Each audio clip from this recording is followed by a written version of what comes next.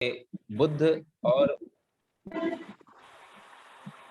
बुद्ध और उनका धम्म अध्ययन पर सामान्य चर्चा। क्या समझ में आया, क्या समझ में नहीं आया, समझ में कौन सी सोच विकसित हुई, ये सब्जेक्ट हैं। ना इस ना रे सब्जेक्ट पर ये बोर्ड सभी वाले अतिथि कहाँ से पढ़ा थे यार, बढ़त कहाँ से है। अपनी बात अनम्यूट कर लीजिए आजादी।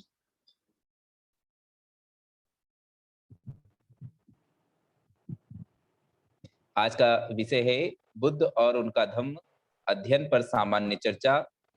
क्या समझ में आया, क्या समझ में नहीं आया, समझ में कौन सी सोच विकसित हुई।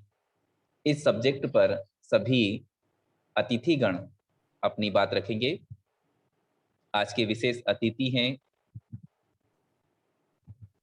उपासिका बबीता चौहान जी, जो कि देवास मध्य प्रदेश से हैं। दूसरे हमारे अतिथि हैं उपासिका रंजिता बोध जी, जो कि आंध्र प्रदेश से हैं। तीसरे हमारे अतिथि हैं उपासिका सारिका बोध जी, जो कि बरेली उत्तर प्रदेश से हैं। आज की इस सभा की अध्यक्षता माननीय के बोध जी करेंगे, जो कि राष्ट्रीय कार्यकारिणी सदस्य हैं राष्ट्रीय बौद्ध महासभा के और बिहार से हैं। आभार एवं समापन माननीय तुलसीदास लंगी जी करेंगे, जो कि वरिष्ठ सामाजिक कार्यकर्ता है जम्मू कश्मीर से। तो कार्यक्रम को आगे बढ़ाते हुए हमारे विशेष अतिथि माननीय उपासिका बबीता चौहान जी से हम निवेदन करना चाहेंगे कि वह अपनी बात रखेंगी। लेकिन उससे पहले मैं हमारे जो कंट्रोल महोदय हैं, जो होस्ट कर रहे हैं, उनसे पूछना चाहूंगा कि कितने समय तक कार्यक्रम चलाना है। कार्यक्रम की लिमिट कितनी है, 1 घंटा या 2 घंटा? अधिकतम 1.5 घंटा चलेंगे। 1.5 घंटा। हाँ, पहले अध्यक्ष जी अनुमति दें। हाँ, माननीय अध्यक्ष महोदय से मैं निवेदन करना चाहूंगा कि वह हमें कार्यक्रम को आगे बढ़ाने की अनुमति दें। माननीय अध्यक्ष महोदय के बोध जी। कृपया। हेलो, नमो बुद्धाय जय भीम। आवाज आ रही है? नमो बुद्धाय जय भीम। आवाज आ रही है? ठीक है, कार्यक्रम की कार्रवाई शुरू की जाए। जी जी, बहुत बहुत साधुवाद माननीय अध्यक्ष महोदय जी। अब हम कार्यक्रम को आगे बढ़ाते हैं और आज के हमारे अतिथि माननीय उपासिका बबीता चौहान जी से निवेदन करते हैं कि वह आज के सब्जेक्ट पर अपनी बात रखेंगे और उनको हम 20 मिनट देते हैं। 20 मिनट में वो अपनी बात रखेंगे।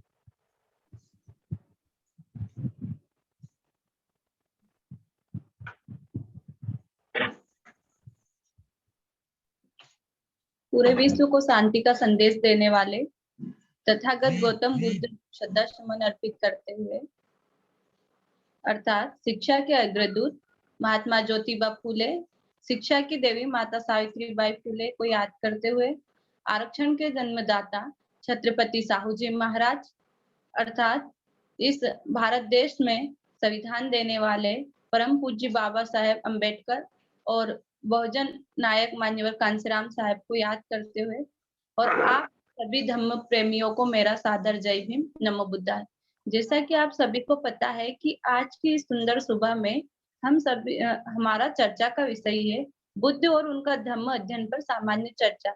इतने दिन से हमारा बुद्ध वाचन हो रहा है, उसमें हमें क्या समझ में आया, क्या समझ में नहीं आया, और समझ में कौन सी सोच विकसित हुई, इसलिए। और आज के कार्यक्रम के जो विशेष अतिथि हमारे बीच में है बौद्ध जी और सारिका बौद्ध जी, और अध्यक्षता कर रहे हमारे माननीय के बौद्ध जी। जैसा कि आज का विषय है, उसी के ऊपर मैं अपने विचार रखना चाहूंगी कि मुझे स्वयं को बौद्ध धर्म के वाचन से क्या समझ में आया और वर्तमान स्थितियों को देखकर हमें धर्म को किस प्रकार से विकसित करना, यह सोच भी मेरे अंदर आई है। सबसे पहले मैं बात करती हूँ कि जिस प्रकार आज पूरा विश्व अराजकता की स्थिति में है, और जहां पर शांति की अगर बात करें तो शांति भंग होती जा रही है। हर देश में किसी न किसी प्रकार का ज्वलंत मुद्दा चल रहा है, जिसमें व्यक्ति व्यक्ति के प्रति ही अराजकता का भाव पैदा कर रहा, तो उस स्थिति में बौद्ध का धर्म पूरे विश्व में शांति का संदेश देने में बहुत ही कारगर सिद्ध हो सकता है। इसलिए जो हमने धम्म वाचन से शिक्षा ग्रहण की, उससे यही साबित होता है कि उस शिक्षा जो हमने ग्रहण की उसे लागू करने की हमें आवश्यकता है, और उसके लिए हमें स्वयं से शुरुआत करनी पड़ेगी और हमें देश के कोने-कोने में विहारों की स्थापना करनी पड़ेगी। अगर दूसरी बात मैं कहूँ कि एक व्यक्ति को जीवन जीने के लिए किन-किन नियमों का आवश्यक होना चाहिए और उसकी ज़िंदगी में किस प्रकार से नैतिकता होनी चाहिए, यही जो हमें बौद्ध धर्म के अष्टांगिक मार्ग है, हमें नैतिकता की ओर अग्रसित करते हैं और उससे हमारे व्यक्तित्व का निर्माण होता है। और जिस प्रकार से बुद्ध ने कहा है कि दुनिया में दुःख है, दुःख का कारण है और उसका निवारण है। तो जब भी मैं विपरीत परिस्थितियों में से गुजरती हूँ, हर व्यक्ति के जीवन में विपरीत परिस्थितियाँ आती है, तो तब सिर्फ़ यह 3 बातें हमेशा याद आती है कि दुनिया में दुःख है, और दुःख है तो उसका कारण भी है और वो कारण क्यों है और उसका निवारण भी है। तो यह 3 लाइन ही हमारी ज़िंदगी में आगे बढ़ने की हमें प्रेरणा देती है। साथ ही साथ मैं एक बात और बताना चाहूँगी कि जिस प्रकार से हर धर्म में हमारे माननीय संस्थापक महोदय ने भी हमें कहा था पहले भी, कि जिस प्रकार से हर धर्म में कहा जाता है कि जैसे कि अगर भगवान की मर्ज़ी से हो रहा है, अल्लाह की मर्ज़ी से हो रहा है, गॉड की मर्ज़ी से जो हो रहा है वो सब इनकी मर्ज़ी से हो रहा है। लेकिन बुद्ध का धर्म स्वयं कहता है कि जो होता है वह इंसान के कारण ही होता है। और जैसे कि हर राष्ट्र जो होता है, वो बुद्ध के धम्म का अनुसरण नहीं करता है, लेकिन बुद्ध के धम्म का अनुसरण प्रत्यक्ष रूप से ना करते हुए अप्रत्यक्ष रूप से हर देश करता है, क्योंकि हर देश का अपना संविधान है और उस संविधान में कहा गया है, अगर आपने गलत कार्य किया तो उसका दंड अवश्य मिलेगा, और ये प्रावधान बुद्ध के धम्म में है। तो यहाँ बहुत ही गर्व की बात है हमारे लिए कि हम जिस धर्म का वाचन सुनते हैं, उस धर्म का लोग पालन चाहे ना करें प्रत्यक्ष रूप से, लेकिन अप्रत्यक्ष रूप से पूरा विश्व आज धर्म का पालन कर रहा है, और हमें भी धर्म का पालन करने की आवश्यकता है, क्योंकि यह धर्म नैतिकता का हमें संदेश देता है। इन्हीं शब्दों के साथ मैं अपनी वाणी को विराम देती हूँ। जय भीम, जय भारत, नमो बुद्ध।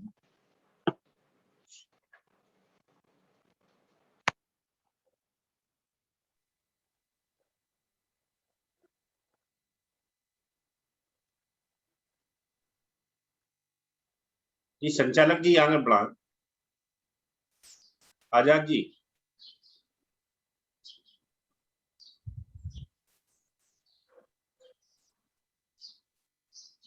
हाँ, बहुत बहुत साधुवाद माननीय उपासिका बबीता चौहान जी। उन्होंने कम ही शब्दों में अपनी बात रखा और कम ही समय लिया, तो उनको मैं पुनः साधुवाद देना चाहूँगा। और साथ ही साथ उन्होंने कहा कि नैतिकता ही धम्म है और धम्म ही नैतिकता है, यानी morality is Dhamma, Dhamma is morality. तो यही धम्म की परिभाषा है कि नैतिकता ही धम्म है और धम्म ही नैतिकता है। आगे हम कार्यक्रम को बढ़ाते हुए आज के हमारे विशेष अतिथि हैं माननीय उपासिका रंजीता बोध जी, जो कि आंध्र प्रदेश से हैं। उनसे मैं निवेदन करना चाहूँगा कि वह आज के सब्जेक्ट बुद्ध और उनका धम्म अध्ययन पर सामान्य चर्चा, क्या समझ में आया, क्या समझ में नहीं आया, समझ से कौन-सी सोच विकसित हुई, इसके ऊपर अपनी बात रखेंगे। उनके समय सीमा है 10 मिनट। 10 मिनट में वो अपनी बात रखेंगी, माननीय रंजीता बोध जी, जो कि आंध्र प्रदेश से हैं।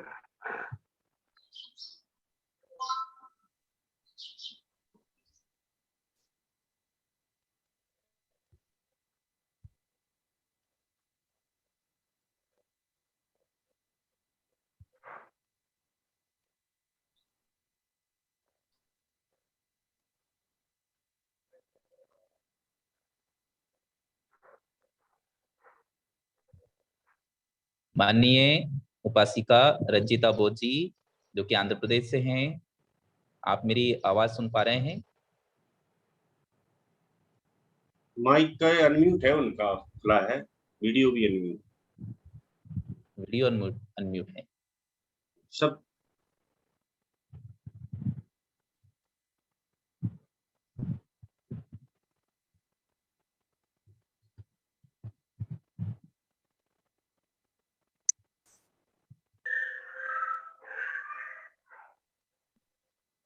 माननीय उपासिका रंजिता बोजी, आप मेरी आवाज सुन पा रहे हैं?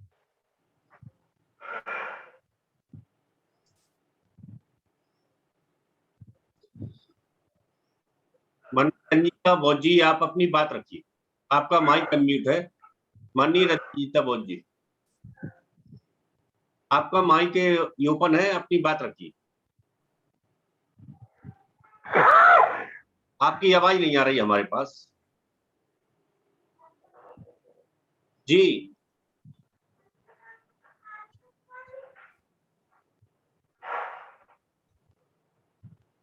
अगर आप ईयरफोन लगाए तो उसको रिमूव कर दें, ईयरफोन हटा दें, बगैर ईयरफोन के बोले। ईयरफोन निकाल दो, ईयरफोन निकाल दो, डायरेक्ट बोले, निकाल दो, उस डिवाइस से निकाल। अब बोलिए जी, आवाज आ रही है। हाँ, जी। अब आवाज आ रही है आपकी। हाँ जी।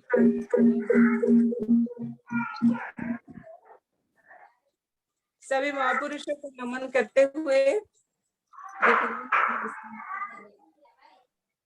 और यहाँ पे उपस्थित मेरे राष्ट्र बौद्ध महासंघ के बहुजन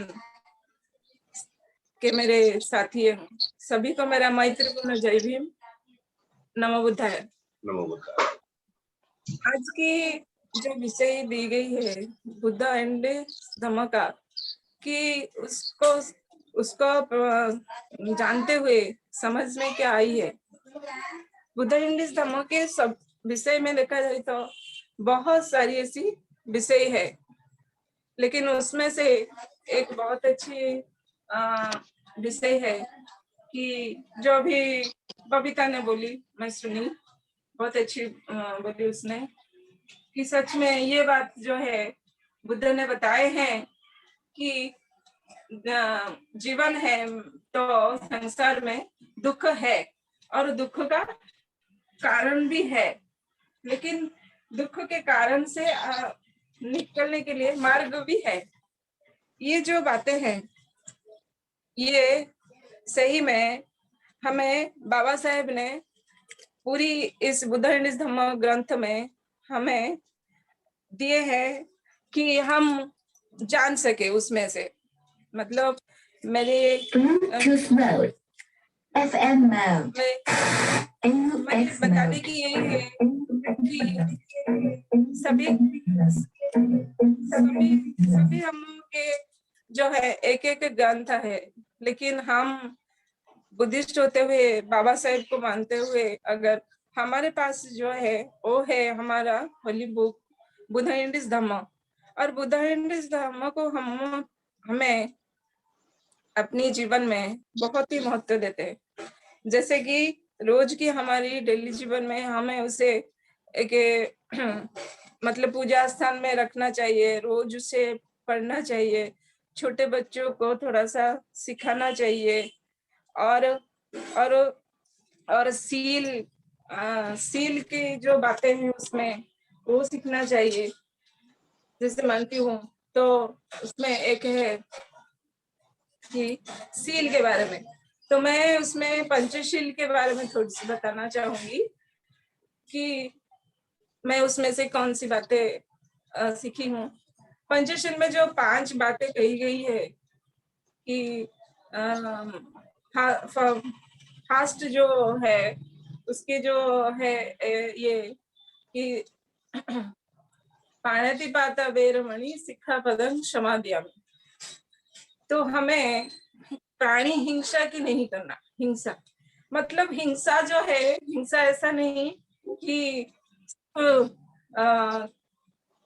हिंसा ऐसा नहीं कि किसी को मारने से हिंसा होता है।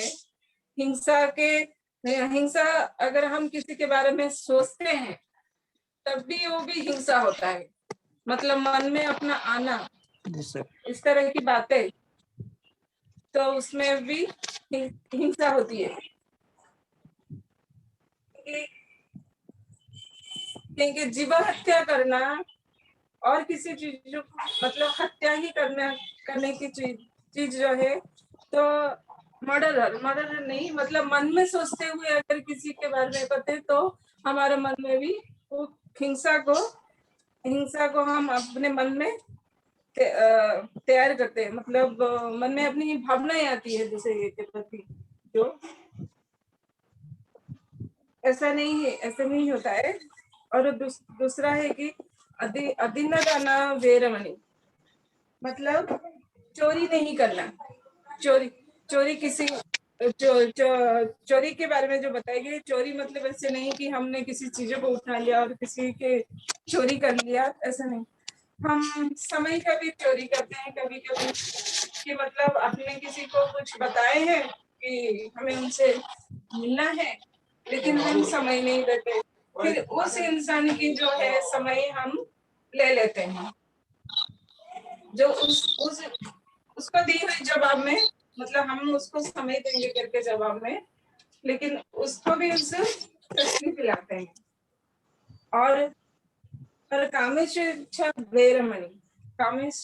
वेरमणि में ऐसा नहीं कि हम कि किसी को कामेशुमिच्छा में मन में आना, मतलब विचार मन में गंदे विचार उत्पन्न होते हैं, उसके बारे में उसी को भी माना जाता है कि कामेशुमिच्छा वेरमणि।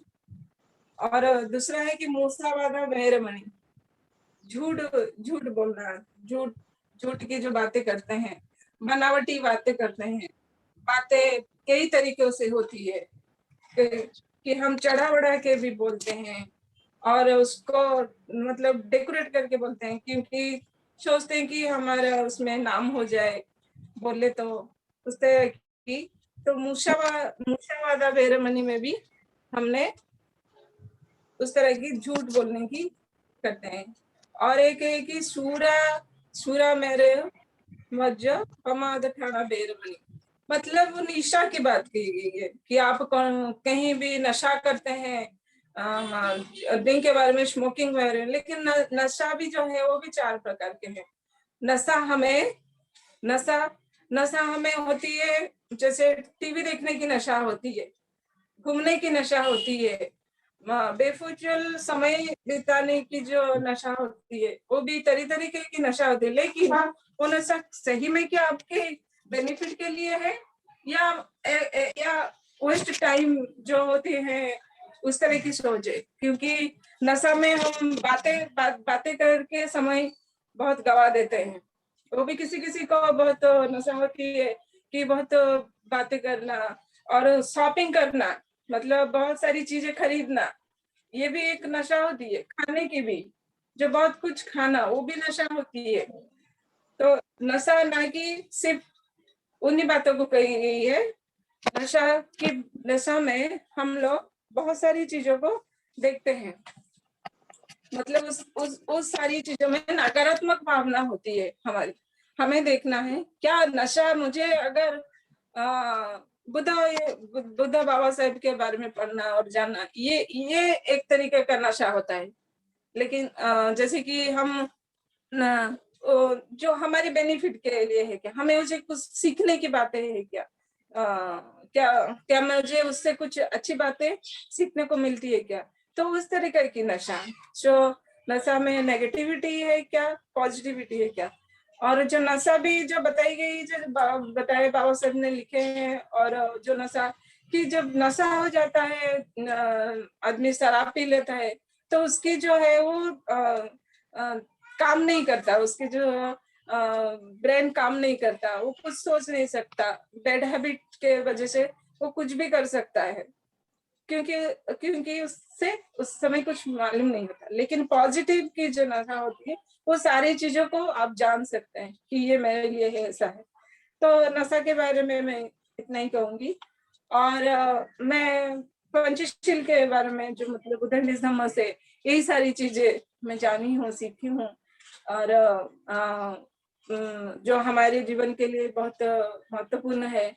और इतना ही मैं बातें रखूंगी और यहाँ पे मेरी बातें भी करूंगी, क्योंकि मैं मतलब बोलना जो है इतना ये नहीं करती मैं वीडियो में, मैं पहली बार, इसलिए मुझे बोलना इतना नहीं हुआ। तो जो भी कुछ हुआ होगा शायद आप समझ पाए होंगे, थोड़ा नहीं, तो फिर अगर नहीं समझ पाए होंगे तो मुझे माफ कर दीजिए। जय भीम, नमो बुद्धाय। बहुत बहुत साधुवाद माननीय उपासिका रजिता बोध जी, आपने कम समय में ही अपनी बात रखा, लेकिन बहुत सारगर्भित बात आपने रखा। आपने कहा कि बुद्धा एंड इज धम्मा ही हमारा धर्म ग्रंथ है, यानी the Buddha and is Dhamma is our only Dhamma scripture, यही आपने कहा। और पंचशील के बारे में भी आपने बात रखा, तो आपका बहुत बहुत साधुवाद, बहुत बहुत मंगल कामनाएं। आगे हम इस कार्यक्रम को बढ़ाते हुए आज के हमारे विशेष अतिथि माननीय उपासिका सारिका बौद्ध जी, जो कि बरेली उत्तर प्रदेश से हैं, हम उनसे निवेदन करना चाहेंगे कि वह आज के विषय बुद्ध और उनका धम्म अध्ययन पर सामान्य चर्चा, क्या समझ में आया, क्या समझ में नहीं आया, समझ में कौन सी सोच विकसित हुई, इस पर अपनी बात रखेंगे। उनका टाइम लिमिट है 10 मिनट। बहुत बहुत साधुवाद संचालक महोदय जी। मैं सारिका बौद्ध महाकारुणिक तथागत बुद्ध को नमन करती हूँ और बोधिसत्व बाबा साहब भीमराव अम्बेडकर जी को मेरा सत सत नमन है। और समाज सुधार में हमारे अनेक अनेक समय पे जन्मे महापुरुष और महान वीरांगनाओं को मेरा सत सत नमन। आज मुझे यहाँ विशेष अवसर प्राप्त हुआ है। मैं राष्ट्रीय बौद्ध महासभा की पूरी टीम को बहुत बहुत साधुवाद, आभार व्यक्त करती हूँ। और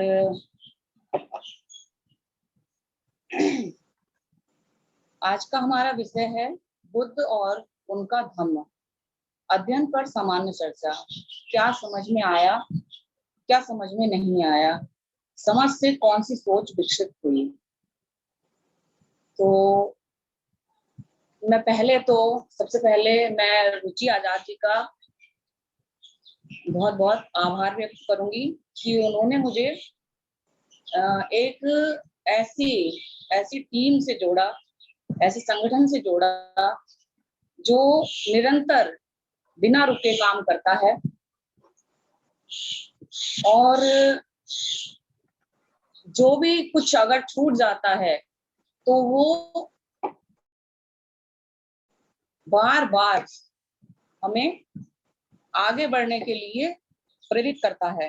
तो मैं आभार व्यक्त करूंगी कि जिस समय से मैं राष्ट्रीय बौद्ध महासभा से जुड़ी हूँ, रुचि आजाद जी का और हमारे माननीय राष्ट्रीय कार्यवाहक माननीय बादल सिंह बौद्ध जी का, और मैं आभार व्यक्त करूंगी कि हमारे संस्थापक महोदय धर्म प्रकाश भारती जी का, कि जब से मैं यहाँ जुड़ी हूँ मुझे कुछ ना कुछ अवसर दिया है बोलने का। और शशि बौद्ध जी का भी मैं आभार व्यक्त करूंगी कि अगर कुछ भी मेरे से छूट जाता है, अगर मैं कोई मीटिंग, पहले तो मैं छोड़ती ही नहीं हूँ, और अगर कोई मीटिंग मेरे से छूट जाती है तो वो मुझे फोन करके या मैसेज करके वो मुझे प्रेरित करती ही रहती हैं। अब मैं अपनी बात रखना चाहूंगी कि किसी भी महान ग्रंथ के लिए लिख पाना या उस पे एक सामान्य चर्चा, ये बहुत बड़ी बात होती है कि हम किसी भी के संघर्ष को चंद शब्दों में बयान नहीं कर सकते।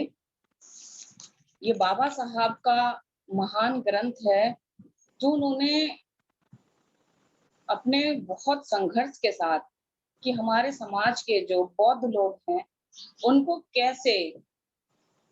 कैसे आडंबरों से बाहर निकाला जाए, कैसे समाज के समान कंधे से कंधा, कदम से कदम मिला के चला जाए।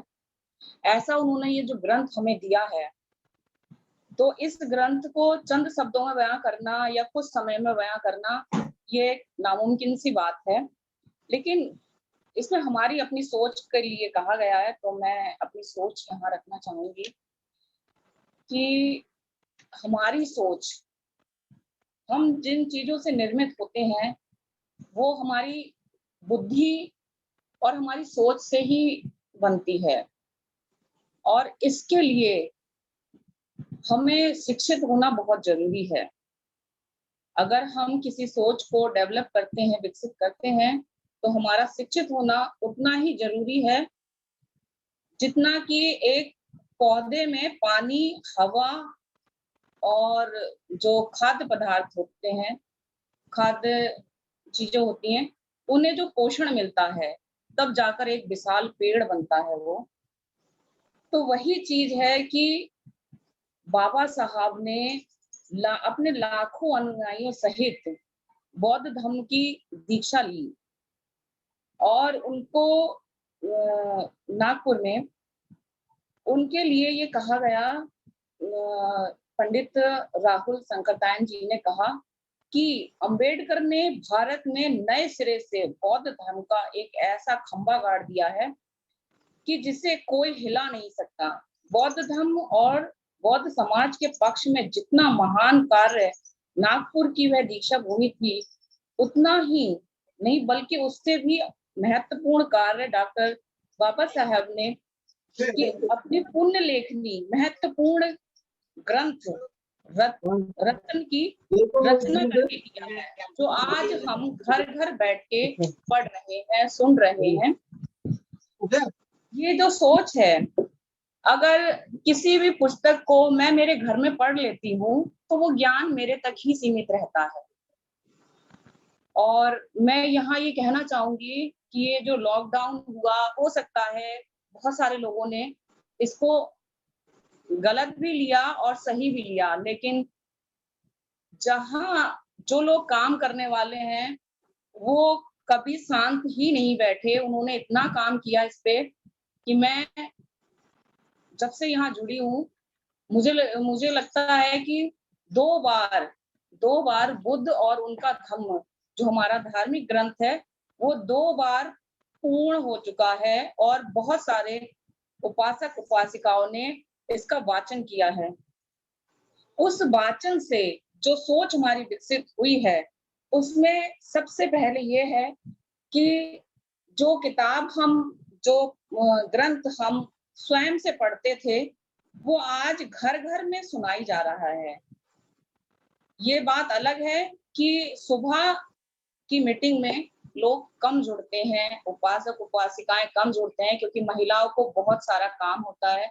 यहाँ मैं इसलिए ये बात कहूंगी कि महिलाओं को बहुत सारा काम होता है, और अगर महिलाएं सक्षम हैं, महिलाएं इन चीजों के लिए सक्षम हैं कि वो आगे बढ़ चुकी हैं,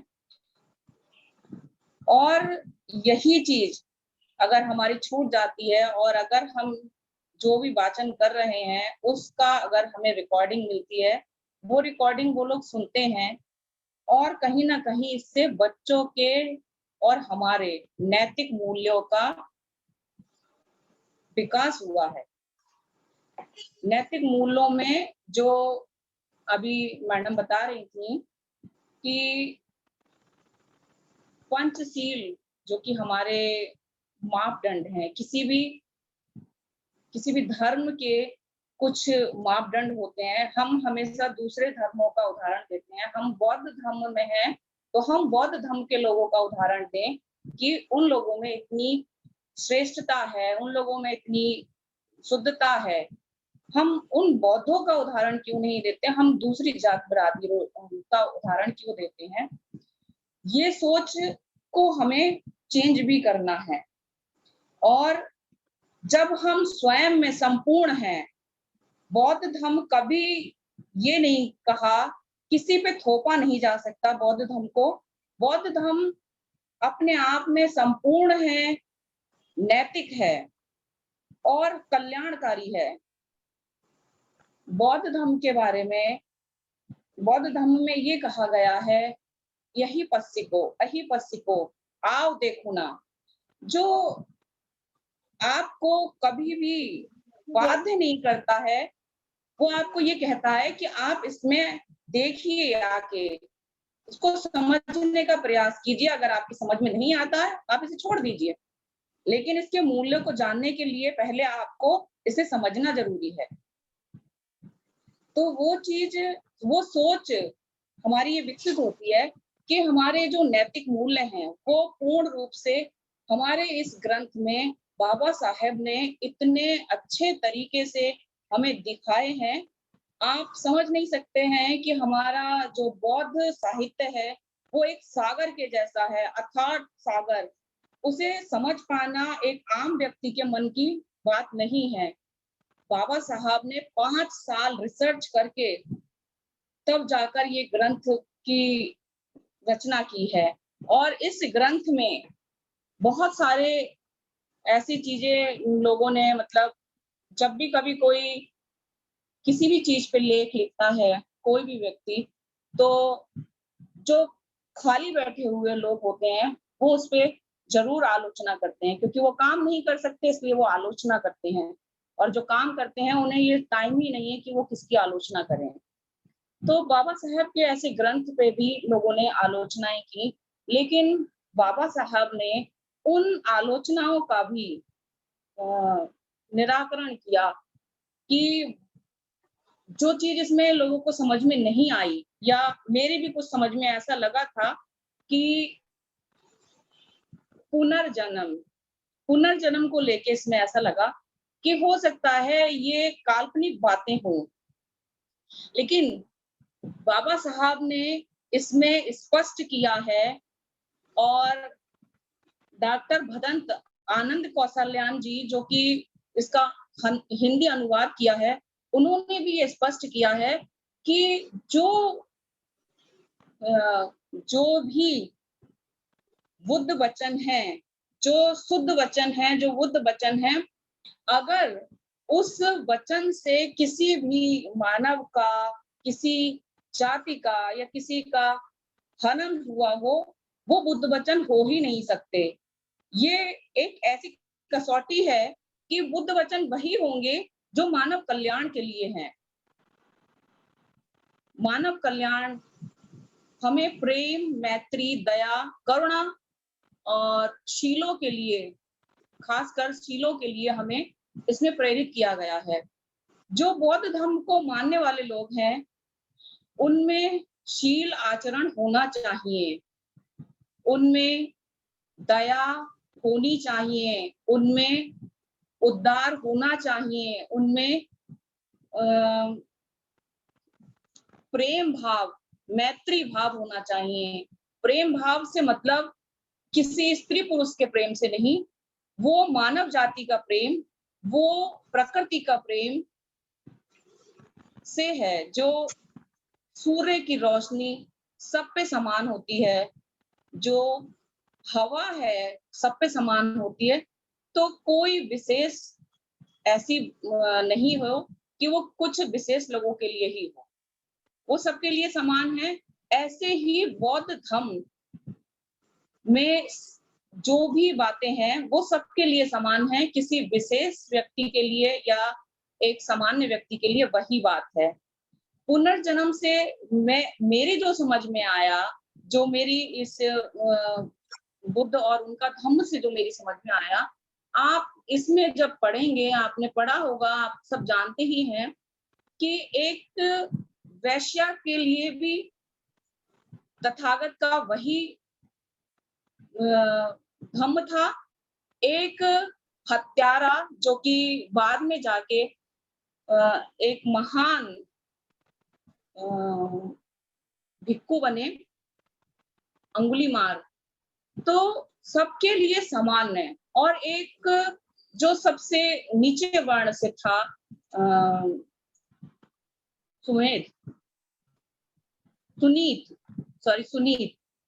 तो सबके लिए सामान्य था। इसमें केवल ब्राह्मण से ही तात्पर्य नहीं था, सभी वर्ण के लिए ये सामान्य था और सबके लिए एक जैसी ही दीक्षा थी।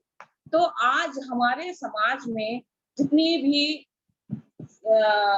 समस्याएं हैं, वो ऊंच और नीच वर्ण को लेकर हैं, और वो आज हम लोग सभी समझ चुके हैं और सभी इस बात को जानते हैं कि ये सब एक परंपरा इसलिए बनाई गई जिससे कि कुछ लोगों में सेवा का भाव रहे, उन पे केवल शासन किया जा सके। तो बाबा साहब ने जो हमें ये जो ग्रंथ दिया है, इससे हमारी इस समझ को पूर्णता स्वतंत्रता मिलती है कि हम बौद्ध धर्म संपूर्ण है अपने आप में। उन्होंने इतने सारे ग्रंथ, इतने सारे धर्मों के बारे में पढ़ा, लेकिन बौद्ध धर्म ही अपनाया क्योंकि ये संपूर्ण धर्म रहा और इसमें सबके लिए समान अधिकार हैं, चाहे वो स्त्री और पुरुष क्यों ना हुए, चाहे वो ऊंच वर्ण, ऊंच और नीच से संबंधित कोई भी जो लोगों ने अवधारणाएं बना रखी हैं। आप जब एक कहना चाहिए, आप जब समाज में उठते बैठते हैं, सामाजिक चीजों में आप पूरी बराबरी की भागीदारी करते हैं, तो आप समान हैं। और ये अधिकार हमें हमारे धार्मिक संविधान से भी मिला है, और ये अधिकार हमें हमारे बौद्ध धर्म के साहित्य से भी मिला है। वो मानव को क्या, जानवर को क्या, किसी भी इंसान को वो इंसान बनाने में सफल रहा। और पुनर्जन्म से हमारा तात्पर्य है कि इसी जन्म में अगर हम अपने जीवन को 10 पारमिताओं में अगर पूर्ण कर लेते हैं, 10 पारमिताओं से मेरा मतलब है कि दान, शील, जो कि किसी भी एक आदर्श व्यक्ति के निर्माण में दान पारमिता, शील पारमिता, नैष्कर्म पारमिता, प्रज्ञा पारमिता, शांति पारमिता, सत्य पारमिता, अधिष्ठान पारमिता, मैत्री पारमिता, उपेक्षा पारमिता, हमारी 10 पारमिताएं हैं। इन पारमिताओं को अगर हम इसी जन्म में पूर्ण रूप से करने का प्रयास करते हैं तो हमारा ऐसा वो नहीं होता है। और इस बात का है कि अगर हम इस जन्म से ही अपने आप में हर चीज को समझ के चलें, जो हमारे नियम बताए गए हैं बौद्ध धर्म में, जो अभी इससे पहले हमारी बबीता बहन बता रही थी कि बुद्ध ने 4 आर्य सत्य बताए हैं, वो 3 नहीं थे, वो 4 आर्य सत्य हैं कि दुख है, दुख का कारण है, दुख का निवारण है और दुख के निवारण का मार्ग है। तो जो मार्ग बताया है वो मार्ग है कि हमारे 8 अष्टांगिक मार्ग, अष्टांगिक मार्ग, कोई भी व्यक्ति अगर अपने जीवन में उन अष्टांगिक मार्गों को पाता है, उन पे सही तरीके से चलता है, तो हम इसी जन्म में अपने सभी कार्य संपूर्ण कर सकते हैं। ये सोच मेरी विकसित हुई इससे। हालांकि ये पुस्तक जो हमारा धार्मिक ग्रंथ है, मैं समझती हूँ कि सारे लोग पढ़ते ही होंगे, लेकिन जो ऑनलाइन इस तरीके से हम जब पढ़ रहे हैं या जब हम सुनते हैं, तो वो चाहे 10 लोगों तक ही वो बात जाती हो, वो 10 लोग आगे 10 लोगों तक पहुंचाते हो, वो 10 लोग आगे 10 लोगों को पहुंचाएंगे, ऐसा मेरा मानना है। तो जो हमारे अष्टांगिक मार्ग हैं, मैं उनके लिए भी आप लोगों को एक बात बताना चाहूंगी। सम्यक दृष्टि, सम्यक संकल्प, सम्यक वाणी, सम्यक कर्म, सम्यक आजीविका, सम्यक व्यायाम, सम्यक स्मृति, सम्यक समाधि। अगर हम इन्हीं अष्टांगिक मार्गों को अपने सच्चे, कहना चाहिए ना, सच्चे तरीके से अगर हम इनको धारण कर लेते हैं, बाबा साहब को बोधिसत्व कहा गया क्योंकि बाबा साहब के अंदर ये आठों मतलब अष्टांगिक मार्ग का पूरा समावेश मिलता है। उन्होंने 4 आर्य सत्य को भी जाना, अष्टांगिक मार्ग को भी जाना और 10 पारमिता को भी जाना, तब जाकर उन्हें बोधिसत्व की उपाधि मिली है। तो अगर हम और बाबा साहब एक स्वतंत्र और ईमानदार व्यक्तित्व रहे, तो जितना भी उन्होंने साहित्य लिखा है वो साहित्य हमें पढ़ना भी चाहिए, सुनना भी चाहिए और लोगों को बताना भी चाहिए। और मुझे लग रहा है कि मैंने समय ज्यादा ले लिया, मैं अपनी वाणी को यहीं विराम देती हूँ और आप लोगों ने मुझे सुना, इसके लिए बहुत बहुत साधुवाद। और पूरी टीम को मैं बहुत बहुत साधुवाद कहूंगी, बहुत बहुत आभार। जय भीम, नमो बुद्धाय। बहुत बहुत साधुवाद। Thank you very much, sister. You explained the subject very well. Thank you also for inspiration. You said the Buddha and his Dhamma, the great book of Baba Saheb. To develop thinkings, it is very important to be educated. You expressed concern that people are less involved in the morning. आपने अष्टांगिक मार्ग, 10 पारमिताएं और 4 आर्य सत्य के बारे में बताया। आपने बहुत ही अच्छा एक्सप्लेन किया, इसलिए आपको पुनः बहुत बहुत साधुवाद। Thank you very much. आगे हम माननीय अध्यक्ष महोदय जी से निवेदन करना चाहेंगे। आज के अध्यक्ष हमारे माननीय के बौद्ध जी, जो कि राष्ट्रीय कार्यकारिणी सदस्य राष्ट्रीय बौद्ध महासभा बिहार से हैं, उनसे निवेदन करना चाहेंगे कि वह अपना आज के विषय बुद्ध और उनका धम्म अध्ययन पर सामान्य चर्चा, क्या समझ में आया, क्या समझ में नहीं आया, समझ में कौन सी सोच विकसित हुई, इस सब्जेक्ट पर अपना वक्तव्य रखेंगे माननीय अध्यक्ष महोदय के बौद्ध जी, और उनकी समय सीमा है 20 मिनट। आवाज जा रही है? आ रही है? हेलो जी, आवाज जा रही है ना? हाँ सर, आवाज आ रही है आपकी। अरे महाकारुणिक गौतम बुद्ध एवं सभी महापुरुषों को नमन, और सभी साथियों, भाइयों बहनों को नमो बुद्धाय, जय भीम। आज का विषय बहुत ही अच्छा है, क्योंकि पढ़ाई तो हम लोग कर ही रहे थे, समीक्षा भी जरूरी है। तो ये समीक्षा हो रहा है कि कितना हम सफल हुए और कहाँ हम अड़चन हो गई। ये चीज बहुत जरूरी बीच बीच में होना भी चाहिए, और बहुत अच्छा समय से हो रहा है। तो जहां तक समझ की बात है, ये तो बहुत क्लियर कट है। अभी जैसे सारिका बहन बताएं कि सुनने से, एक अकेले पढ़ने से अलग फर्क पड़ता है, लेकिन जब सामूहिक रूप से सुनते हैं उसका असर दिमाग के गहराई तक जाता है। अकेले पढ़ रहे हैं, पढ़ते पढ़ते चाय पीने लग गए, पढ़ते पढ़ते कुछ और बात करने लग गए, किसी का फोन आ गया, तो उसमें बहुत डिस्टर्बेंस होता है, वो माइंड की गहराई में नहीं जाता है। सुन लेता है, संतुष्ट भी हो जाता है कि हम तो पढ़ लिए, लेकिन वो बात सही नहीं है। और ये चीज बखूबी मिल रहा है हम लोगों को कि माइंड कॉन्सेंट्रेट हो जाता है, एक बात। दूसरी बात कि प्रेरणा मिलती है। अकेले अगर कोई पढ़ रहा है तो आदमी समझता है कि हम ही तो अकेले पढ़ रहे हैं, बाकी दुनिया में तो कोई है नहीं पढ़ने वाले, हम ही तो हैं अकेले पढ़ने। लेकिन ये भी नहीं वहां होता है कि भाई अरे भाई हम ही अकेले नहीं समझने वाले हैं, पढ़ने वाले हैं। इतने लोग भारत के, ठीक है संख्या कम है, लेकिन कितने जगह के लोग हैं ये भी तो इम्पोर्टेंट है।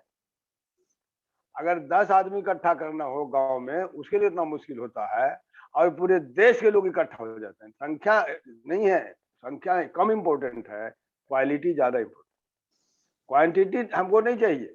बुद्धा तो एक थे जो दुनिया को हिला दी, तो क्वालिटी चाहिए। जितने भी लोग आ रहे हैं, अगर यही समर्पित हो जाएंगे, जितना परसेंट समर्पित होंगे उतना ही परसेंट तरक्की करेगी, इसमें कोई डाउट नहीं।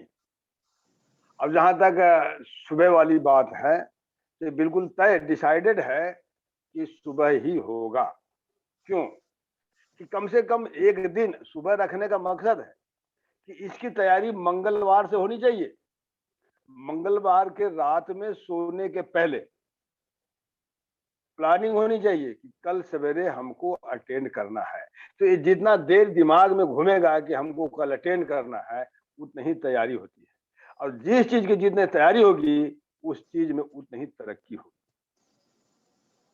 तो ये चीज जानबूझ के रखा गया है, सवेरे रखा गया है। जितने लोग हैं सुनने के लिए तो लोग बाद में सुन लेंगे, लेकिन ये भी देखना है कि हम कितना जल्दी तैयार होते हैं। ठीक है, रोज की तो बात नहीं है, एक दिन की तो बात है। अगर बुध के नाम पर बुधवार को इतना भी टाइम नहीं सेक्रीफाई कर सके, इसका मतलब आप कुछ त्याग करने वाले नहीं है। तो क्लियर कट हम बता रहे हैं, करना पड़ेगा। अगर बुधवार के सवेरे सवेरे डायरिया हो जाएगा तो हमको सब काम छोड़ करके पानी चढ़ाने के लिए डॉक्टर के पास जाना पड़ेगा। सोच, आदमी में ट्रेमेंडस पावर है, आदमी में ट्रेमेंडस पावर है, लेकिन इस चीज का लोगों को एहसास नहीं। अब बुद्धा ने एहसास कराया। तो हम बुद्ध की बात जहां तक बताते हैं तो हमें ये तो रीडिंग तो है ही प्रेरणा के लिए है, लेकिन हमें बुद्ध का कुछ इतिहास भी जानना चाहिए। बुद्ध विश्व के प्रथम क्रांतिकारी हैं। भगवान टाइटल तो उनको बाद में मिला।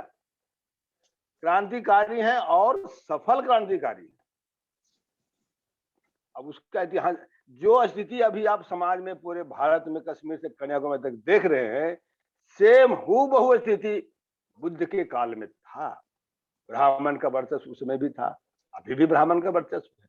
बहुत क्लियर कट हम बता रहे हैं। और इसी पे वो चिंतन करने लगे कि भाई इतना कैसे हो रहा है, आखिर वजह क्या है।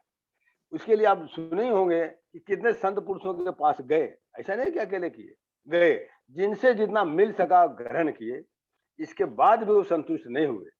इसके बाद खुद उस ध्यान साधना करने लगे और अंततः रहस्य को जाने। रहस्य क्या है कि anything and everything starts from mind. अब ये भगवान की कृपा से बच्चा हुआ, ये तो रटवा दिया। इतना ही शब्द बोलने से ये हो जाता है कि हम में कोई दम नहीं था।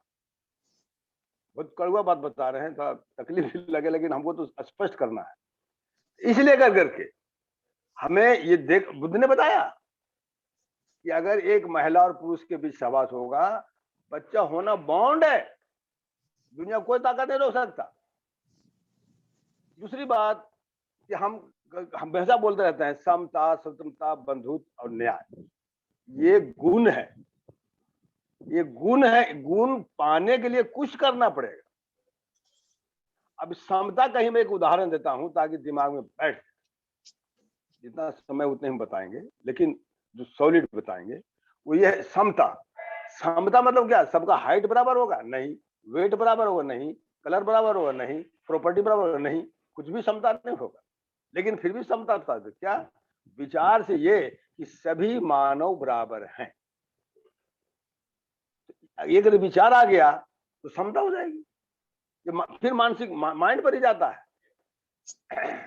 तो इसलिए हम ये कह रहे हैं कि समता प्रस्थापित, समाज में एक गुण समता प्रस्थापित करने के लिए हम आपको दो उदाहरण देते हैं। क्रिश्चियन जब भी मिलते हैं, अगर एक 12 साल का लड़का है और एक 60 साल का बुजुर्ग है, दोनों हाथ में हाथ मिलाते, तो हाथ में हाथ मिलाना हो गया कल्चर, संस्कृति। और दोनों बराबर हैं। ठीक है, एक 12 साल का, एक 60 साल का है, अलग उम्र अलग है, लेकिन विचार से बराबर है कि हम लोग दोनों का मान बराबर है। उसमें लड़का सम्मानित हो जाता है। इसके उल्टा आप इधर देख लीजिए कि एक का हाथ रहेगा तो दूसरे का पैर रहेगा। ये समता होगा कि विषमता होगा? और जैसे विषमता हुआ तो बिना विष लिखे हुए आप विषमता लिख नहीं सकते। तो इसलिए कर करके ये हमको समझना पड़ेगा। बोल देना समता समता समता ऐसे नहीं होगा, करना पड़ेगा। और ये जो राष्ट्रीय बौद्ध महासभा यही पाने का प्रयास कर रहे हैं। इसलिए कल्चर जो हम लोग सुनते हैं, देखते हैं, करते हैं, ये कल्चर हुआ। और जो मिलेगा, जो फल मिलेगा, वो धर्म होगा। धर्म मतलब समता, स्वतंत्रता, बंधुत्व। तो अभी हम केवल समता को उदाहरण देते हैं ताकि बैठ जाए दिमाग। आप देखिए मुसलमान भाई का, देखिए कि अगर 5 साल का, 4 साल का ही बच्चा है, तो वो अगर 80 साल 60 साल के बूढ़े बुजुर्ग हैं, लेकिन गले मिलाते हैं। देखिए ये समता हुआ। गला में गला मिलाना, अगर हाथ में हाथ मिलाते हैं फिर भी 3 फीट की दूरी रहती है, दूरी बन जाता है, लेकिन इस्लाम में वो भी खत्म कर दिया। क्या कि गले से गले मिलाओ, मतलब 1 इंच की भी दूरी नहीं रहा। जब 1 इंच की भी दूरी नहीं है तो भेदभाव होगा, छुआछूत होगा, नहीं होगा। तो गला में गला मिल रहा है, वो भी एक बार नहीं मिलते कि गलती से मिल गया, 3 बार मिलते, मतलब कंफर्म कि हम मिल रहे हैं गला। ये एक कल्चर हुआ और उसका फल क्या हुआ? समता। समता का फल है। और हम लोगों का है कि एक का पैर रहेगा और दूसरे का हाथ रहेगा। जीवन तो छोड़िए, जेनरेशन में कभी समता होने वाली बात नहीं है। इसलिए हाँ, नमन करना है। अभी देखिए जापान का है, जापान के बुद्धिस्ट, पुराने बुद्धिस्ट हैं, तो वो नमन करते हैं, झुकना, हाथ जोड़ते हैं और 3 बार, हम तो बुद्ध गया में देखते रहते हैं, यार विदेशी बोलिए 3 बार, एक बार आप खाली नमन कर दीजिए, वो 3 बार करेंगे। ये हुआ झुकना, बराबर जो हम किए वो आप किए। लेकिन यहाँ क्या है, हम बोलेंगे प्रणाम सर, वो बोलेंगे खुश रहो। अरे भैया, कोई मुसलमान किसी को खुश रहो नहीं कहता है, कौन दुखी है? कोई क्रिश्चियन किसी को खुश रहो नहीं बोल रहा है, बूढ़ा आदमी, कौन दुखी है? और हम लोग को जन्मते ही खुश रहिए, खुश रहिए, खुश रहिए, कौन खुश है? सब तो दुखी है, सबका चेहरा उड़ा हुआ है। क्यों? समता प्रस्थापित नहीं है। समता का ये रहस्य है। तो ये सब चीजें बताइए। उसी तरह से स्वतंत्रता, स्वतंत्रता क्या है भाई? कि हर आदमी आजाद है, क्या कोई भी पेशा अपना सकता है। लेकिन यहाँ तो नहीं, यहाँ तो जाति बनाया गया काम करने के लिए। इंग्लैंड में जूता बनता है, लेकिन वहां तो कोई चमार नहीं, लेकिन यहाँ जूता बनाना चमार का काम है। या आजादी नहीं है, ये गुलामी है। ठीक है, अपना दुकान खोले है, करोड़ रुपया पूंजी लगा दिए, लेकिन आजादी नहीं है। और इसमें कभी भी स्वतंत्रता आपको प्राप्त नहीं हो सकता।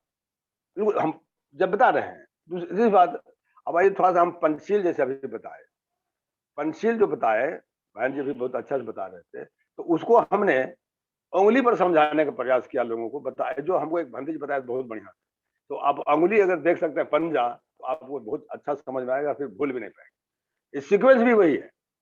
पहला है प्राणी हिंसा, जो बोलते हैं पानाति पाता वेरमणि शिक्षा पदम समाधियामि, उसका मतलब हुआ कि हिंसा से विरत रहना। दूसरा है चोरी से विरत रहना। तीसरा है व्यभिचार से विरत रहना। चौथा है चुगली से, झूठ बोलने से विरत रहना। और 5वां नशा से विरत रहना। हाथ देखिए, ये सबसे नीचे है नशा, क्योंकि यही आधार है, यही आधार है। ये जब हो जाएगा तो चारों प्रॉब्लम, चारों जो है गुण, उसमें स्वाभाविक रूप से आ जाना है, आ ही जाना है। क्यों? कि जो नशा कर लेगा उसके लिए झूठ बोलना कोई बड़ी बात नहीं है। अगर आपको साथी कोई पी लिया, आपको डाउट हुआ, आपको पूछेंगे कि क्या भाई आप लगता है पिए क्या? नहीं नहीं, माँ कसम, बाप कसम, तुरंत माँ बाप को मारते। क्यों झूठ बोलना? क्यों पिए हुए और छिपाना चाहता है तो तुरंत झूठ बोलते हैं। मैं उदाहरण दे रहा हूं ताकि दिमाग में बैठे कि किसका क्या असर और कहां पर होता है। तो ये हो गया। तीसरा है व्यभिचार। तो जो पी लेता है आदमी तो सेंस खो देता है, वो रिश्ता भी भूल जाता है। तो व्यभिचार उसके लिए कोई बड़ी बात नहीं। अगर व्यभिचार के इसमें अवधान, उसको पैसे की जरूरत है तो चोरी करना भी, क्योंकि पीने के लिए पैसा चाहिए, अब पैसा तो हमेशा मिलेगा नहीं, तो वो घर में चोरी शुरू कर देगा। और चोरी में कोई अड़चन करेगा तो उसकी हत्या भी कर देगा। तो एक बीमारी नशा, ये 4 बीमारियां पैदा कर रहा है। तो ये चीज समझना, इसलिए ये बुद्ध का जो पंचशील है वो निगेटिव है, और इसके उल्टा पॉजिटिव है त्रिशरण। त्रिशरण पॉजिटिव है, बुद्धि के शरण में जाना, धर्म के शरण में जाना और संघ के शरण में जाना। तो बुद्धंग शरण का तो हम लोग समझेंगे बुद्धि के शरण में जाना भाई, लेकिन बुद्धि के शरण में जाके क्या करेंगे? हमको ये देखना है क्या उचित है और क्या अनुचित है। नैतिकता, नैतिक वही चीज है, सोचना है कि क्या नैतिक है, क्या अनैतिक है, क्या उचित है, क्या अनुचित है, ये हमें देखना ही होगा। उसके लिए मकसद हुआ बुद्धंग शरण। बुद्धंग मतलब सिद्धार्थ गौतम बुद्ध के शरण में नहीं, बुद्धि के शरण में जाना। दूसरा है धम्मंग। धम्म मतलब क्या? नियम। अगर परिवार में है तो परिवार का अपना नियम है, रोड पर है तो उसका अपना नियम है, ऑफिस में है तो अपना नियम है। तो उन नियम को फॉलो करने का है अड़चन होगा। अगर ट्रेन बस में जा रहे हैं या ट्रैफिक में जा रहे हैं, रोड पर अपना गाड़ी है या किराए पर है, अगर वो गाड़ी सही से ढंग चल रहा है तो ट्रैफिक पुलिस क्यों रोकेगा उसको? तो ये उदाहरण दे रहा है कि नियम से अगर चलेंगे हम लोग तो कोई प्रॉब्लम नहीं होगा, लेकिन नियम ही नहीं जान रहे हम तो क्या होगा? लोग सीधे बोलते क्या होगा, ये भी फंस रहे हैं हम लोग। इसके बाद संघम, मैं बता दें आपको, हम लोग रोड तो बोल रहे हैं संघम शरणम गच्छामि, लेकिन संघ है कहाँ? वेर इज संघ?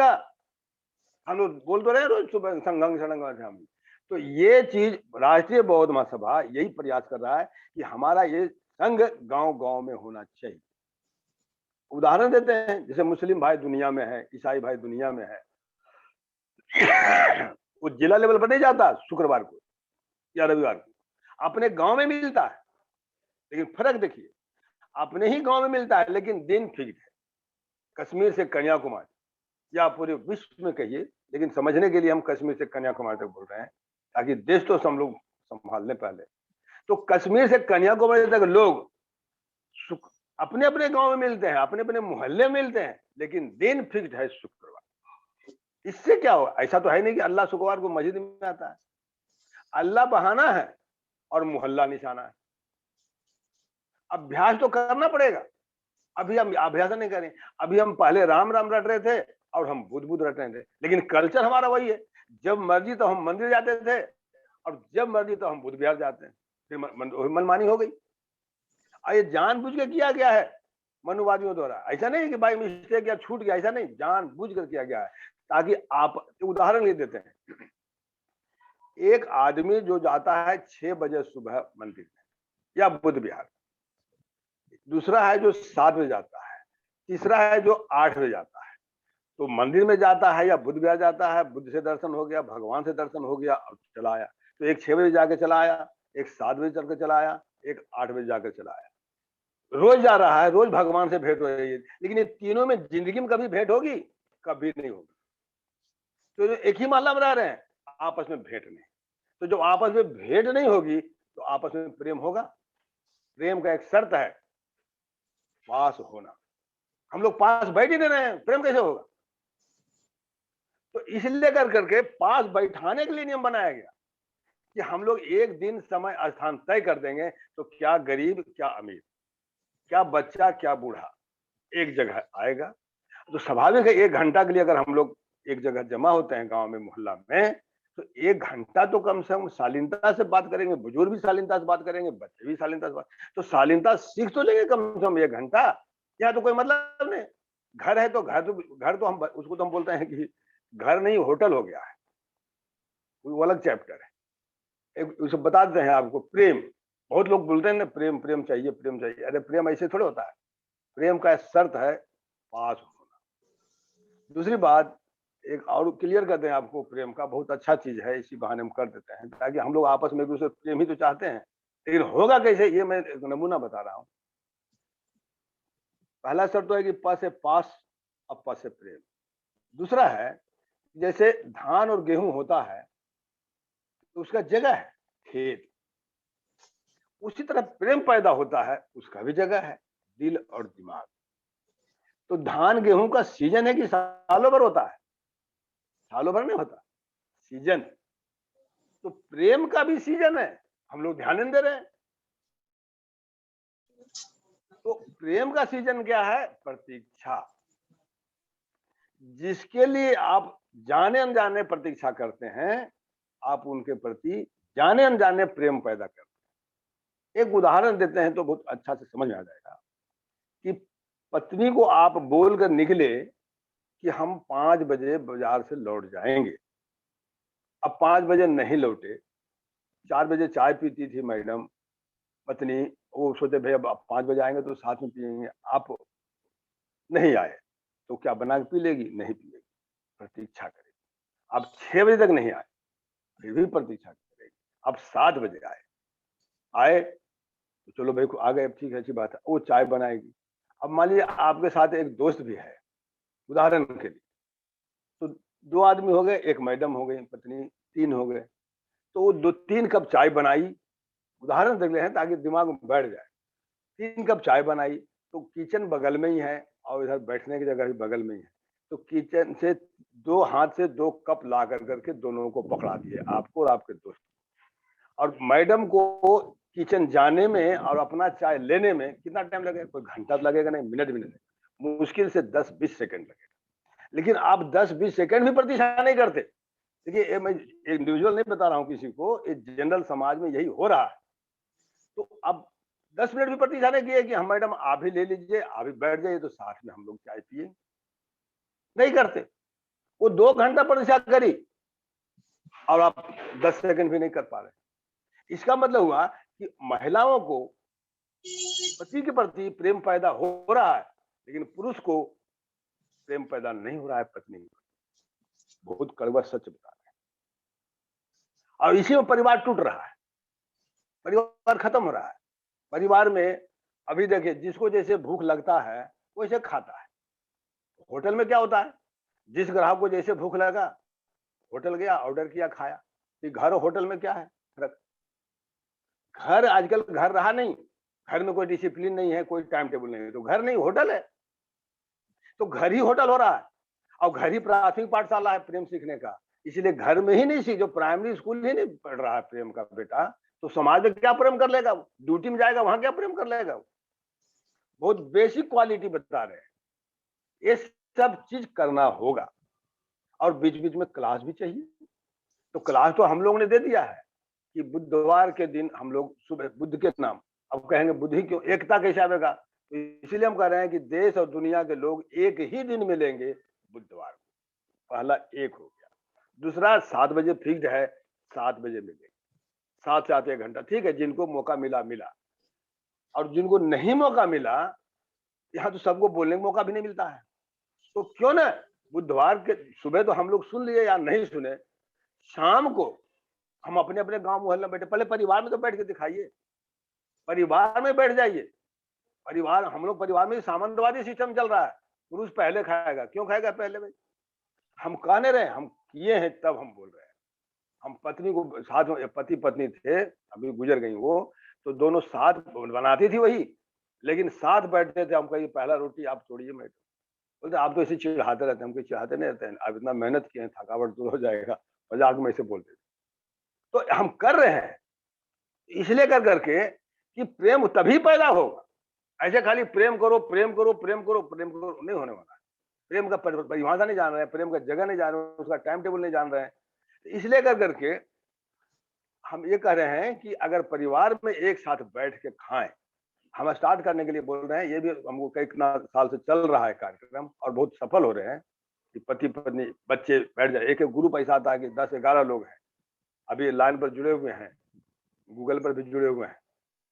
मधुसूदन जी गया के, मतलब बिहार के ही जमुई जिला के 10-12 मेंबर हैं।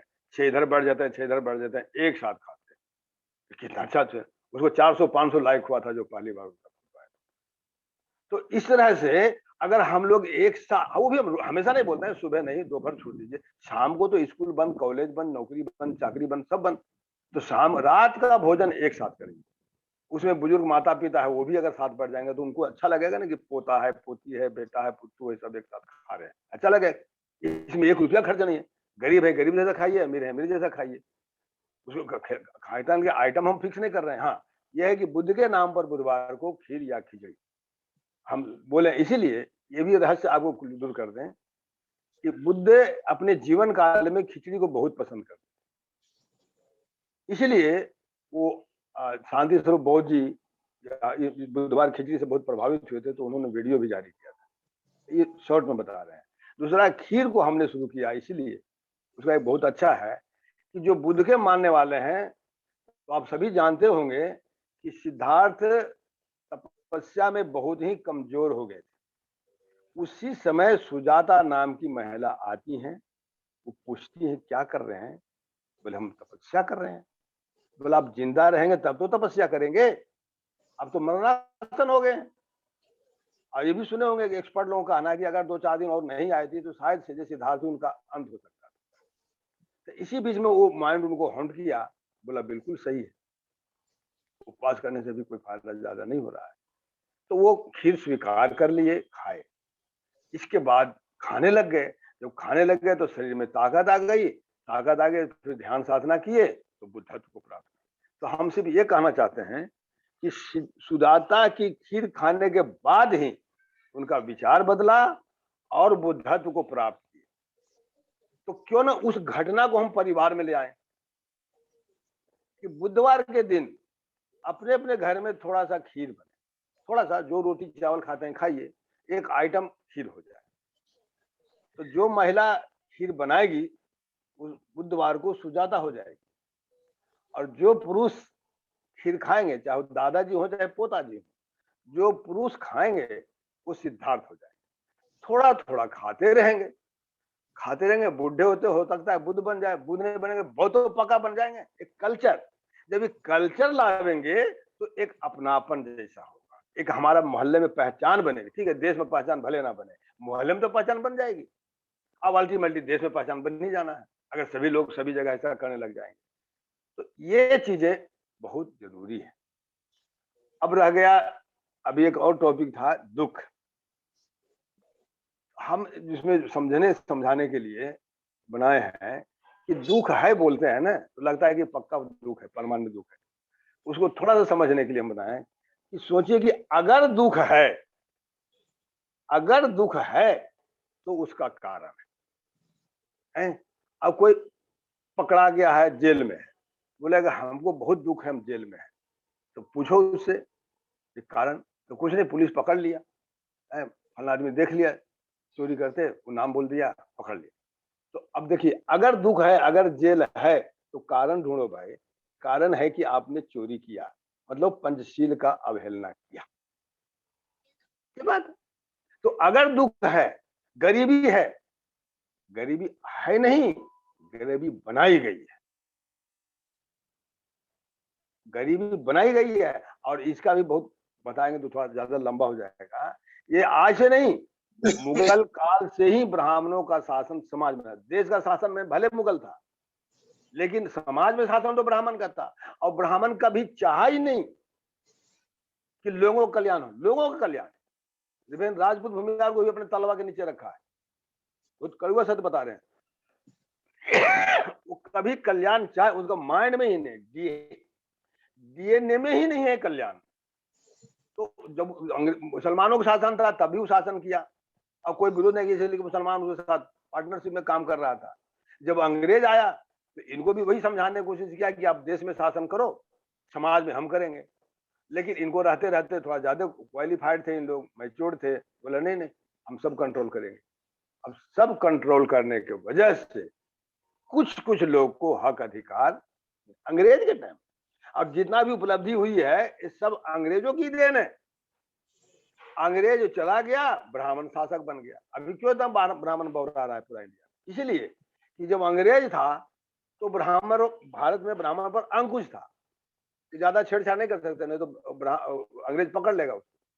लेकिन अब चला गया ब्राह्मण, तो भारत आजाद थोड़े हुआ, ब्राह्मण आजाद हुआ। और हम तो उसके गुलाम पहले से थे, अभी भी हैं। इसलिए हमें अगर गुलामी दूर करना है तो ब्राह्मण का ही गुलामी नहीं, ब्राह्मण के सिस्टम का गुलामी। सिस्टम ज्यादा कदर से, ब्राह्मण सांप है और सिस्टम उसका सांप का विष है। अगर विष निकाल दीजिए तो सांप बेकार हो जाएगा, अगर व्यवस्था तक खत्म कर दीजिए ब्राह्मण तो बेकार हो जाएगा। इसलिए हम लोगों को सोचना होगा कि केवल नाम रटने से कुछ नहीं होने वाला। दुनिया का कोई भी मंत्र, देखिए एक और कड़वा चीज बताते हैं, दुनिया का कोई मंत्र लीजिए, हिंदू का, मुसलमान का, क्रिश्चियन का, बुद्धिस्ट का, बिना पेन का डिलीवरी हो ही नहीं सकता।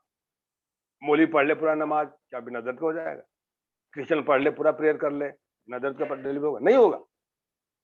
वैसे पूरा त्रिपिटक पढ़ जाए हम लोग, बिना दर्द का, यही तो बुद्धिज्म है।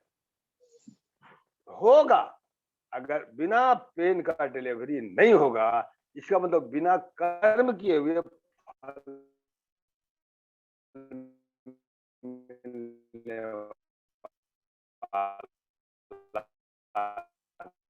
नहीं।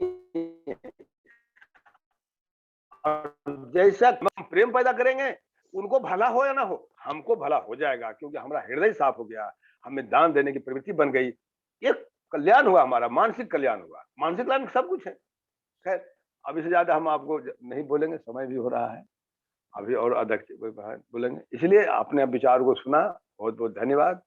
नमो बुद्धाय, जय भीम। बहुत बहुत साधुवाद। Thank you very much.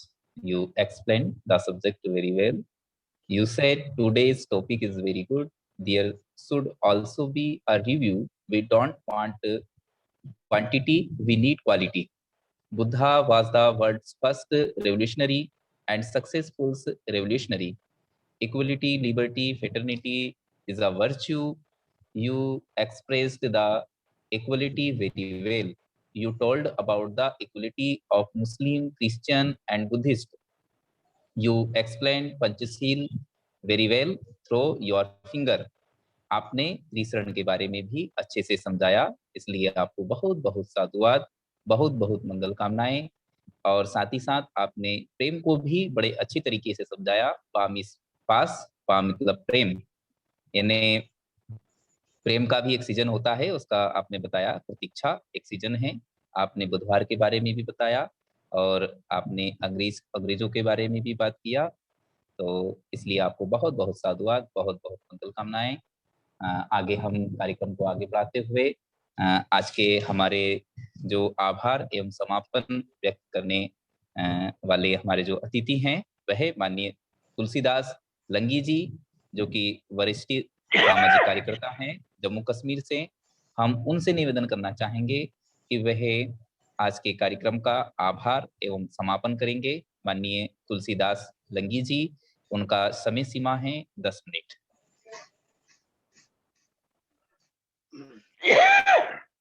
हाँ जी, मेरी आवाज आ रही है? जी, आवाज आ रही है? हेलो। जी सर, आपकी आवाज आ रही है। हाँ, थैंक यू। गौतम बुद्ध और बहुजन समाज में जन्मे सभी महापुरुषों को नमन करते हुए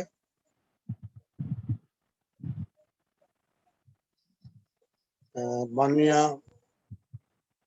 धर्मकाज भारतीय जी, संस्थापक अध्यक्ष राष्ट्रीय बौद्ध महासभा बादल सिंह बौद्ध जी,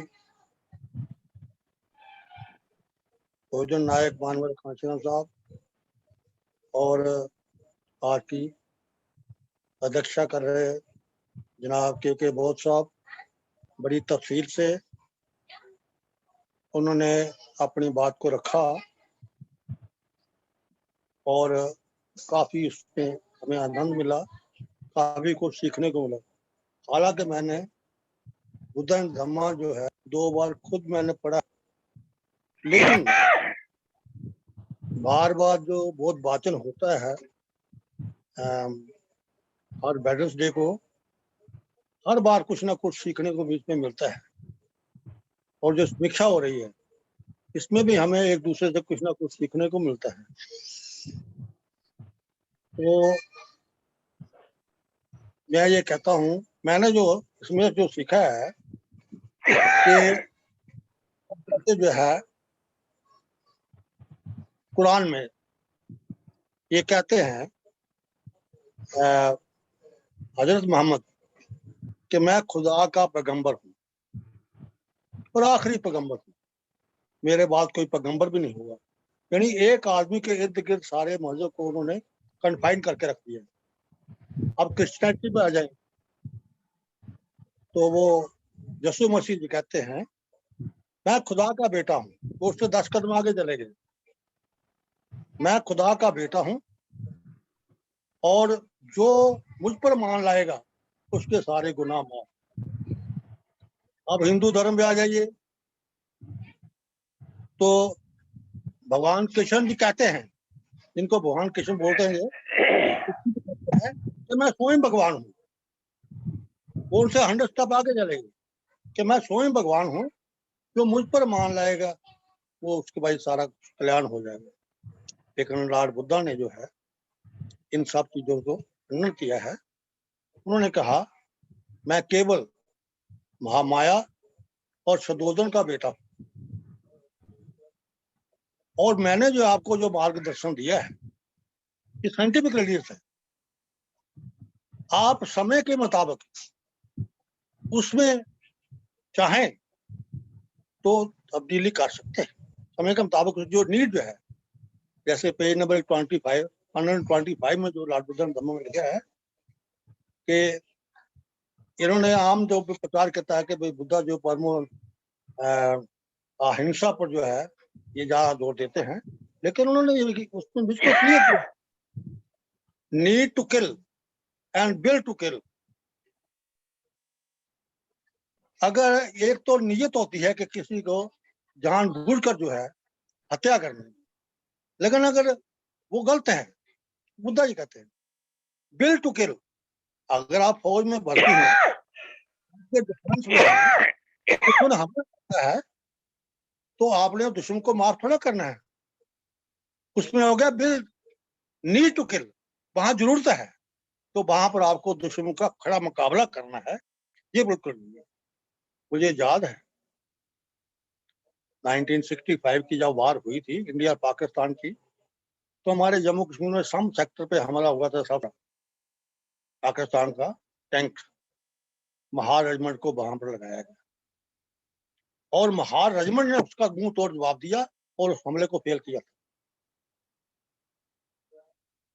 इसलिए मैं जो कहने का जो मेरा मकसद है कि बुद्धा धम्मा जो है, जैसे गुरु ग्रंथ साहब है, गुरुद्वारे में रोज उसका पाठ होता है, रोज उनका टाइम है कि इतने बजे से इतने बजे तक टाइम होना है, वो पढ़ेंगे। वही ग्रंथ है, जब से वो वजूद में आया है तब से वो ग्रंथ कई बार लाखों बार पढ़ चुका होगा, वो पढ़ा गया होगा, लेकिन वही ग्रंथ है, वही ज्ञान है, सुनने वाले वही है, पीढ़ी आ रही है, पीढ़ी जा रही है।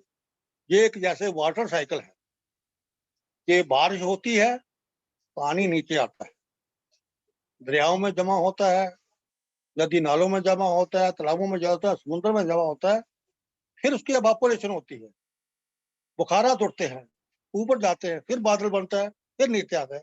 ये साइंस का एक क्वेश्चन है, वाटर साइकिल। इसी तरह की ह्यूमन साइकिल है, एक पीढ़ी जा रही है, एक पीढ़ी आ रही है, और कई पीढ़ियां जो है वो उसी ग्रंथ साहब को जब से ये वजूद में आया है वो सुन रही हैं और वो सुनाए जा रहे हैं। इसी तरह से ये जो बहुत वाचन हमारा जो बुधवार को जो हो रहा है, मैं ये कहता हूँ एक अच्छी प्रथा है, और जितनी बार इसको हम सुनेंगे, कोई नए लोग सुनेंगे, कुछ पुराने सुनेंगे, तो कुछ हर बार कुछ ना कुछ उसमें मिलेगा, और ये कंटिन्यू रहना चाहिए। एक बहुत अच्छा सिस्टम जो है ये मैं चाहता हूँ आरबीआई ने लागू किया है। और जैसे मंडे को अब कॉन्स्टिट्यूशन के ऊपर होता है, और हमारे वो आरसी दिमान साहब बहुत अच्छे ढंग से उसकी व्याख्या करते हैं, और उससे पता चलता है कि कॉन्स्टिट्यूशन में हमें क्या रह दिए। अभी ये एक मीडिया के ऊपर आ रहा है, सोशल मीडिया के ऊपर, कि जैसे जो है अभी, क्योंकि ये तो अब जो लोग राजपाट में बैठे हुए हैं कि उनके हाथ में मीडिया है, अभी मीडिया में चल रहा है, कहीं रामायण चल रही है, कहीं महाभारत चल रहा है, तो उस पर लिखा है कि जो भारत का जो कॉन्स्टिट्यूशन है इसको भी जो है कि टीवी के ऊपर जो है, दूरदर्शन के ऊपर जो है, इसको भी जो है ये लोगों को बताया जाना चाहिए, लोगों को जानकर बनाया जाए। यानी ये हमारा जो है एक राष्ट्रीय ग्रंथ है, और बुद्धा धम्मा जो है ये हमारा जो है इंटरनेशनल ग्रंथ है। तो इसमें जैसे मैंने कहा अभी हमारे पास नेचर ने, हम नेचर को तो मानते हैं, हमें नेचर जो है खुदा ने भी नेचर माना है, हमारे पास ये बुद्धि दी है। मानो हमारे वहां पर किसी वक्त ऐसी दिक्कत आती है तो हमारे पास घर में माँ बहन के पास सोना होता है, वो हम लेके सुनार के पास चले जाते हैं। सुनार उसको जो है वो एक उनके पास कसवट्टी पारस होता है, उसको देखता लगा के क्या ये असली है कि नकली है। अगर तो वो असली होगा, उसकी जो कीमत बनती है मार्केट के हिसाब से वो कहे बस ये लो पैसे तो ले ले, अगर नकली हो वो फेंक देगा। इसलिए इसमें जो कहा गया है लॉर्ड बुद्धा में ये भी एक एग्जाम्पल दी गई है कि हमें किसी चीज को मानने का आधार क्या है। ये नहीं है कि किसी चीज को बहुत से लोग मान रहे हैं तो हम भी और भीड़ में उसको मानना शुरू कर दे। जैसे मिसाल के तौर पर जहाँ हमारे जम्मू कश्मीर की वैष्णो देवी माता है, जहाँ पूरे देश विदेश से लोग आते हैं, लाखों लोग जाते हैं, तो भीड़ में हम भी जाना शुरू कर दें। हमें ये तो पता करना चाहिए कि वैष्णो माता जो है क्या, इसका जन्म कैसे हुआ, कहाँ से आई, इसकी बैकग्राउंड क्या है। वो जब तक उसका पता नहीं चलता तब तक उसको मानने का आधार कोई नहीं बनता। और इसी तरह से ये नेचर ने हमें जो है कि बुद्धि दी है, ये पारस हमारे पास है। तो लॉर्ड बुद्धा जो कहते हैं कि हमें जो है ये भी किसी बात को ऐसा मत मान रखो किसी बड़े बहुत बड़े वेद शास्त्र या ग्रंथ में लगा हुआ है। अब किस परिस्थिति में उस वक्त के मुताबिक जो है उसमें लिखा गया, हम उसको भी पाठ और सच करनी है। जैसे एक साइंटिस्ट जो है किसी बात चीज पर सर्च करता है, जैसे हमारा बल्ब है जो हमें लाइट देता है, अब इसको भी किसी साइंटिस्ट ने सर्च किया तो बल्ब तैयार किया है। तो इसी तरह से हमने उस जो वेद शास्त्र ग्रंथ में किसी चीज लिखी है तो उसको भी इस बुद्धि के ऊपर परखना है, साइंटिफिकली उसको टेस्ट करना है कि क्या ये वाक्य ठीक हो सकती है। नहीं, बहुत बड़े किसी महापुरुष ने किसी बात को कहा है, आप उसने आज से 1000 साल पहले का या 500 साल पहले का है, तो उस वक्त की परिस्थिति और आज की परिस्थिति में फर्क है, उसको भी देखना है।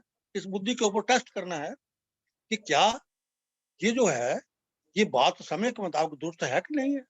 अगर ये वो साइंटिफिकली, इसलिए बुद्धिज्म को साइंटिफिक रिलीज कहा गया, यानी ये वैज्ञानिक धर्म है जो साइंटिफिकली है। तो इसलिए हमें उस बात को भी जो है बुद्धि के ऊपर टेस्ट करना है। अगर ये बुद्धि हमारी पास करती है रिसर्च करने के बाद तो फिर उस बात को मानो, यानी ये हमारे पास नेचर ने हमारे बहुत बुद्धि दी है। हमें हर चीज को किसी बात को मानने के लिए, चाहे वो बहुत से लोग मान रहे हैं, चाहे वेद शास्त्र ग्रंथ में लिखा है, चाहे वो किसी महापुरुष ने कही है, हर चीज को हमें इस पर साइंटिफिकली इसको टेस्ट करना है, उसकी रिसर्च करनी है। अगर वो दुरुस्त पाई जाती है तो मानो, बात नहीं मानो, ये इसका आधार किसी चीज को मानने है। ये जो है मैंने जो है लॉर्ड बुद्धा ने धम्म से ये भी एक चीज ग्रहण की है।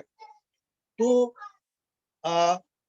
मेरा जो मकसद कहने का है, ये जो बुद्धि हमारे पास है, यानी एक दूसरे शब्दों में ये कह सकते हैं बुद्धि से काम लेने वाले को ही बहुत कहा जाता है।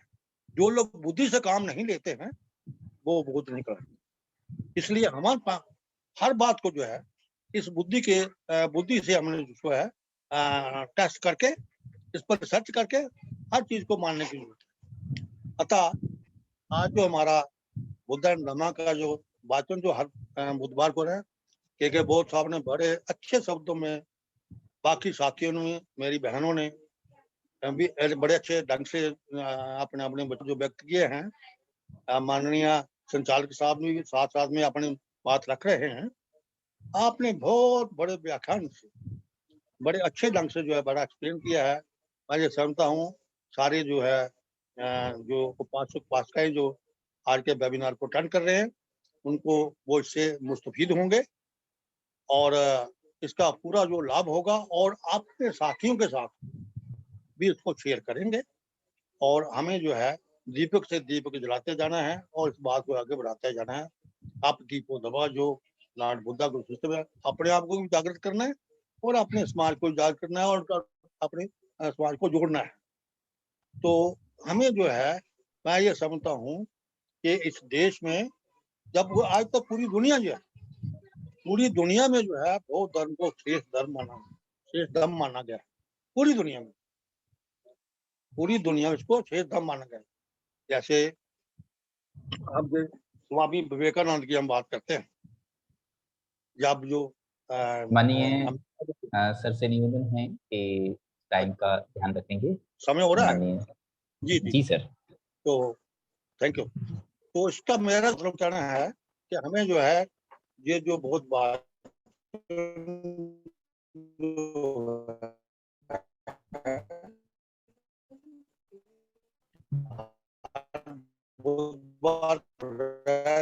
कंटिन्यू रखें और ताकि और लोग जुड़े और इससे सारा समाज जो है अध्यक्ष बादल सिंह बोल साहब का, माननीय सदस्य साहब का, मेरी बहनों ने अपने विचार के सबका आभार व्यक्त करते हुए मैं आपसे इजाजत लेता हूँ। धन्यवाद। नमो बुद्धाय। जय हिंद। बहुत बहुत साधुवाद माननीय साहब तुलसीदास लंगा जी साहब, जो कि जम्मू कश्मीर से हैं।